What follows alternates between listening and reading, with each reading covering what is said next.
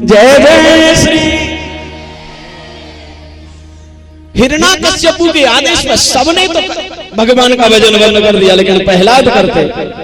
एक दिन हिरण्याकश्यपु ने देखा तो इनको डांटा, और डांट करके इनको गुरु शुक्राचार्य के दो पुत्र हैं संड और अमर, उनके विद्यालय में राजनीति पढ़ने को भेजा। 6 महीने तक प्रहलाद राजनीति पढ़ते रहे। लौट करके 6 महीने बाद आए तो पिता ने पूछा, बेटा तेरे गुरुजी ने क्या पढ़ाया, सुना? तो प्रहलाद जी कहते हैं, पिताजी मेरे गुरुजी ने पढ़ाया है कि कौमारम आचरेत प्राज्ञो मानवानां परमेश्वर दुर्लभो मानुषो जन्म तदप्यः ध्रुवयेदास्ततः। कौमारान आचरित प्राज्ञ। प्रहलाद कहते हैं, हे पिताजी मेरे गुरुजी ने बताया है कि हमें बचपन से ही भगवान का भजन करना चाहिए। क्यों करना चाहिए? क्योंकि जीवन का कोई भरोसा नहीं, हम बूढ़े होके मरेंगे। कितने लोग तो इस इंतजार में बचपन में भजन नहीं करते कि जिंदगी पड़ी है, अभी तो खेलने खाने की उम्र है, बुढ़ापे में भजन करेंगे। लेकिन मेरे प्यारे, कितने लोग बुढ़ापे तक पहुंचते हैं, गारंटी है किसी पे? किसी पे कोई गारंटी नहीं है कि कोई बूढ़ा होके ही मरेगा। कितने बचपन में टिकट कटा के चले जाते, कितने युवान अवस्था में मर जाते। प्राज्ञ चतुर वही है जो बचपन से ही भगवान का भजन करता है, क्योंकि जिंदगी का कोई भरोसा है नहीं। उजाला प्रभु के नामों का, एक उर्दू के शायर ने कहा है कि उजाला प्रभु के नामों का हमेशा साथ रख अपने, न जाने जिंदगी की किस गली में शाम हो जाए। कहां जिंदगी समाप्त हो जाएगी कोई भरोसा नहीं। इसलिए चतुर लोग जो होते हैं, होशियार जो होते हैं, वो बचपन से भगवान का भजन करते। ऐसा प्रहलाद ने कहा तो क्रोध आ गया, रे दुष्ट, तुम मेरे दुश्मन के भजन की बात करता, भूल जा उसको। कभी मेरे दुश्मन नारायण का नाम और भजन की बात मत करना, नहीं तो तुझे जा राजनीति पर भेज दिया। 6 महीने पढ़े प्रहलाद, 6 महीने बाद फिर लौटे तो फिर हिरण्याकश्यप को पूछता, बेटा तेरे गुरुजी ने क्या पढ़ाया? वही बात फिर कही, पिताजी श्रवणम कीर्तनम विष्णु स्मरणम पाद सेवनम अर्चनम वंदनम दास्यम सख्यम आत्मनिवेदनम। हे पिताजी, हमें 9 प्रकार की भगवान की भक्ति करनी चाहिए। श्रवण, कीर्तन, विष्णु स्मरण, पाद सेवनम, अर्चनम, वंदनम, दास्यम, सख्यम, आत्मनिवेदनम, ईश्वर। ये 9 प्रकार की भक्ति हमें करनी चाहिए। हिरण्याकश्यप क्रोध में लाल हो गया, रे दुष्ट, तो फिर भगवान नारायण के नाम की और उनकी भक्ति की बात करता। वो तेरे दुश्मन है, तेरे ताऊ जी को मारा है नारायण ने, भूल जा उसको, मेरा भजन कर, भूल जा नारायण को। लेकिन प्रहलाद भी कहते हैं, मैं नहीं भूलूंगा। हमारे एक शर्मा जी थे, बड़ा प्यारा भजन गाते।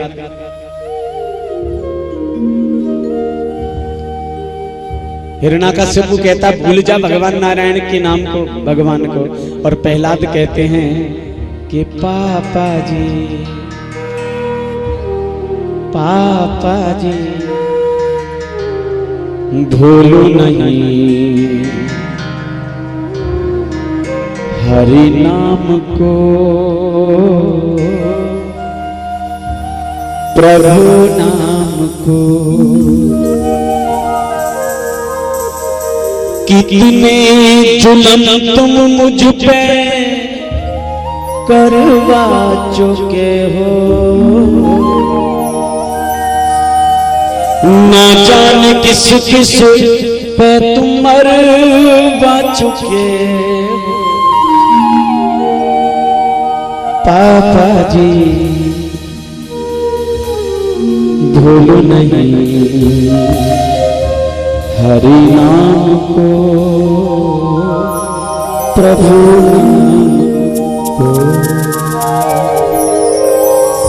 पिताजी ने भगवान के नाम को भूल नहीं सकता। हिरण्यकश्यपु ने भेजा इनको मारने के लिए दूतों को, जाओ मार दो, फेंक दो समुद्र में। फेंका, शेष नारायण भगवान ने बचा लिया। पहाड़ से फेंका, पृथ्वी ने गोद में ले लिया, हाथी के नीचे गिरवाया, वहां भी हाथी पीछे हट गए, सर्पों से डसवाया, वो भी सर्प भी कुछ न बिगाड़ सके। कहते हैं इन्होंने जहर का प्याला कयादू के द्वारा भेजा, भगवान का नाम लेके विष को पी गए, विष के साथ राम का नाम लेके पिया तो मरे नहीं प्रहलाद। विष और राम दोनों मिले तो विश्राम।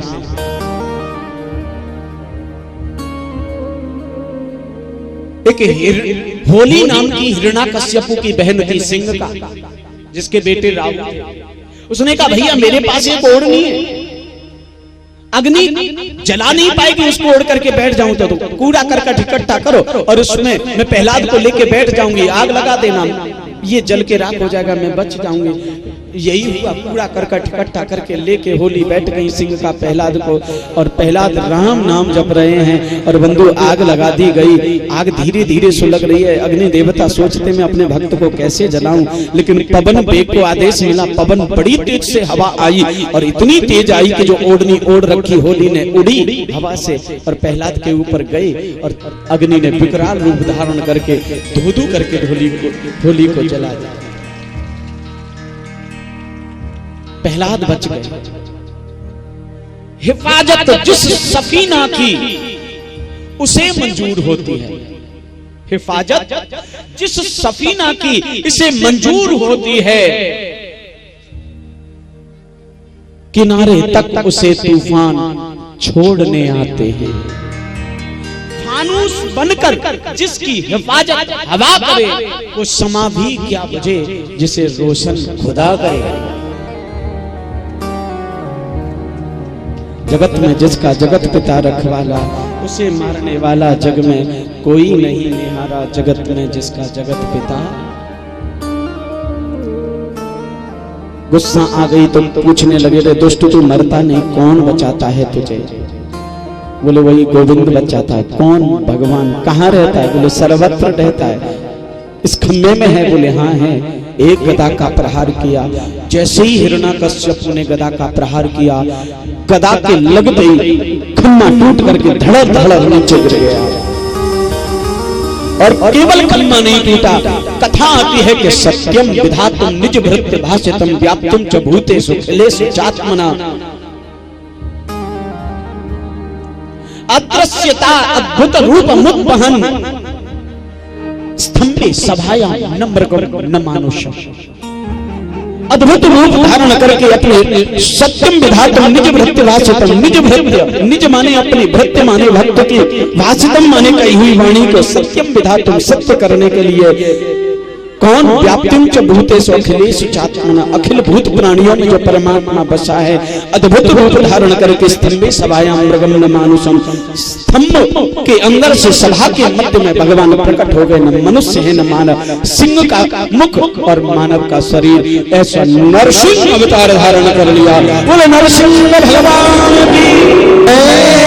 भयंकर रूप धारण करके गए और हिरण्यकश्यपु को पकड़ लिया और पकड़ करके इसको घसीटते हुए हिरण्यकश्यपु को ले गए और जाकर के बंधुओं महल की देहरी के बीचों बीच बैठ गए। जंगाओं पर डाल लिया हिरण्यकश्यपु ने और कहने लगे, हिरण्यकश्यपु याद कर एक एक वरदान। तूने कहा था भीतर नहीं मरूं तो देख ले महल के भीतर नहीं है। तूने कहा बाहर नहीं मरूं तो देख महल के बाहर भी नहीं, बीच देहरी। तूने कहा दीवाना दिन में मरूं न रात्रि में तो देख ले, न दिन है न रात्रि है, दोनों वक्त। तूने कहा न भूमौ न मरी मृत्यु, न जमीन पे मरूं न आकाश में तो देख ले, तू जमीन पे न आकाश में मेरी गोद में। 12 महीने में नहीं मरूं, तूने ऐसा वरदान मांगा। देख ले ये 12 महीना नहीं है, ये लौंद का महीना है, अधिक महीना, पुरुषोत्तम मास। ये 13वां महीना होता है और ये 13वां महीना मैंने तेरे लिए बनाया। तूने एक बात और कही, अस्त्र से मरूं न शस्त्र से, तो देख मेरे हाथ में कोई अस्त्र शस्त्र नहीं। क्रोध में आ गए भगवान, न अस्त्र को मारूंगा और न शस्त्र को मारूंगा, और वे दुष्ट आज तेरी छाती में मारूंगा,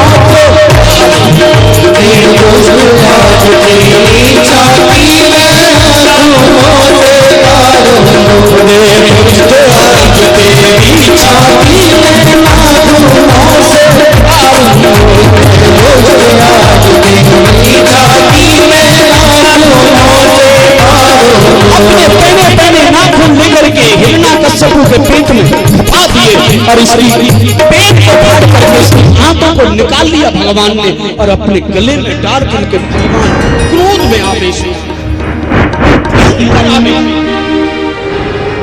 और आए भी क्यों न मेरे गोविंद को क्रोध, जो भगवान के भक्त को कष्ट देता है, भगवान अपने भक्त को कष्ट देने वाले के ऊपर क्रोध ही करते हैं। आंत निकाल कर डालने, ऐसा अभिष अवतार। देवताओं को समाचार मिला, आए देवता, उन्होंने कहा भगवान क्रोध में है, स्तुति करें तो कैसे करें, क्रोध शांत हो तो स्तुति करें। हिम्मत नहीं किसी के पास जाएं, कहते हैं प्रहलाद को ही भेजा गया। प्रहलाद गए, चरण कमल के दर्शन करते हुए गए, प्रणाम किया, उनको देखा, भगवान का क्रोध शांत हो गया। अपने भक्त के लिए तो भगवान कितने ही क्रोध में क्यों न हो शांत हो जाता। जिभ्या से प्रहलाद को चाटने लगे। सिंह अपने बच्चे पर जब प्रेम करता है तो जीभ से चाटता है। हिरण्यकश्यप चाट रहे हैं प्रहलाद को और कहते हैं हिरण्य वरदान मांग ले प्रहलाद, मैं तेरी भक्ति और दृढ़ता से प्रसन्न हूँ। वो कहता प्रभु कुछ नहीं चाहिए, तुम मिल गए, अब बचा क्या मांगने को। प्रभु ईश्वर जिसको मिल जाए फिर संसार की वस्तु क्या मांगना। भगवान कहते नहीं, मेरा जब भी अवतार होता है तो भक्त के लिए होता है। अभी तेरे लिए मैंने कुछ किया नहीं, तो मांग ले वरदान। बोले प्रभु विमल भक्ति दे दो। भगवान ने विमल भक्ति का वरदान हिरण्यकश्यप के पुत्र प्रहलाद को दिया। ऐसे दयालु गोविंद, और कहां तक उनकी दयालुता का वर्णन करूं बंधुओं। एक बार देवताओं का राज्य दैत्यों ने छीन लिया, तो उनका राज्य वापस कराने के लिए विष्णु भगवान ने सलाह दी कि आप समुद्र मंथन करें दैत्यों के साथ मिलके, अमृत निकलेगा, उसको पी करके तुम अमर हो जाओगे, तुम्हारी विजय हो जाएगी। देवता और दैत्यों ने मिलकर के समुद्र मंथन किया, विष निकला, भगवान शंकर ने धारण किया। उच्च ईश्वरवा दैत्यों ने धारण किया, ऐरावत इंद्र ने ले लिया, कल्पतरु स्वर्ग में पहुंचाया, अप्सराएं स्वर्ग में पहुंचाई, कामधेनु स्वर्ग में पहुंचाई, चंद्रमा भगवान शिव ने ले लिया, लक्ष्मी मैया निकली, भगवान नारायण ने धारण की, कौस्तुभ मणि निकली, भगवान नारायण ने धारण की। अंत में सबसे जब ये मदराचल पर्वत घर्षण से समुद्र में समाने लगा, तो भगवान ने भक्तों की रक्षा करने, देवताओं की सहायता करने कच्छप रूप धारण करके पीठ लगा दी और कच्छप अवतार धारण कर लिया। बोलो कच्छप भगवान की जय। फिर अंत में अमृत का कलश लेकर के धन्वंतरी के रूप में भगवान का अवतार हुआ। बोलो धन्वंतरी भगवान की जय। देवताओं को अमृत पिलाते उससे पहले ही दैत्य छीन के भाग गए। देवताओं ने विनती की प्रभु जिसके लिए समुद्र मंथन किया वो तो वस्तु हाथ से चली गई। देवताओं से कहा चिंता मत करो, मैं तुम्हें अमृत जरूर पिलाऊंगा। देवताओं को फिर अमृत पिलाने के लिए 16 वर्ष की लड़की के रूप में भगवान ने मोहिनी अवतार धारण किया। बोलो मोहिनी भगवान की जय। कितना दयालु है मेरा गोविंद कि कभी वो कछुआ बन जाता भक्तों के लिए, कभी वो आधा मानव आधा पशु बन जाता, कभी वो धन्वंतरी बन जाता, कभी लड़की बन जाता। और कहां तक दयाल करूं, गजेंद्र की रक्षा करने के लिए भगवान हरि अवतार धारण करके आए। अदिति कश्यप ने तपस्या की और कहा प्रभु हमारे पुत्रों का राज्य दैत्यों ने छीन लिया है, उनका राज्य वापस लाने के लिए तुम जैसा बेटा चाहिए। भगवान बोले मुझ जैसा तो मैं ही हूँ, मैं ही तुम्हारे यहाँ बेटा बन के आऊंगा।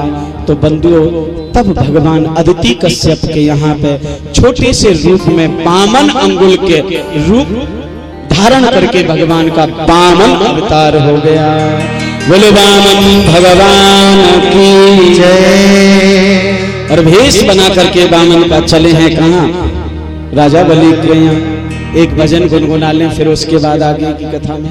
चिंता मत करो, आज की कथा आधा घंटा पौन घंटा लेट होगी, 5 बजे से पहले ही कर दूंगा, चिंता मत करो। हाँ, वामन का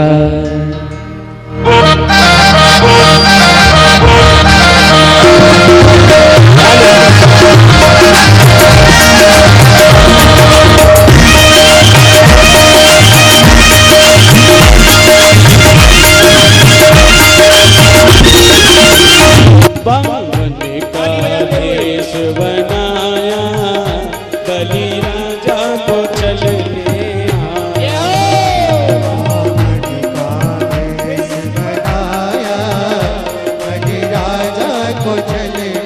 आया। बावन का वेश बनाया, बलि राजा को चलने आया।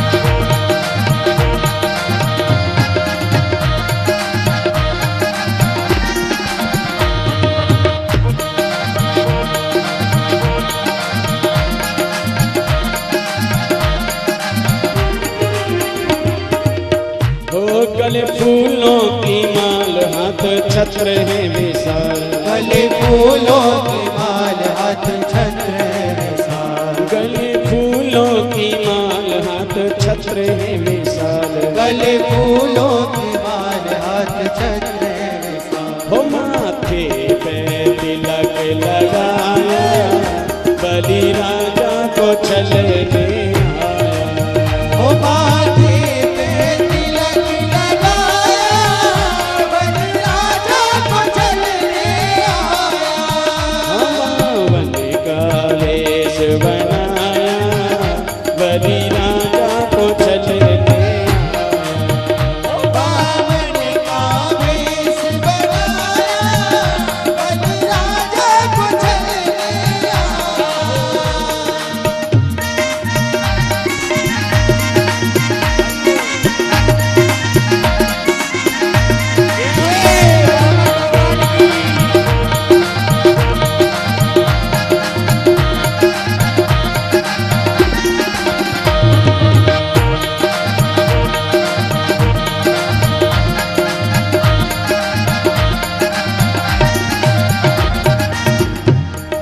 पग भूमि राजा से मांगे, 3 पग भूमि राजा से मांगे।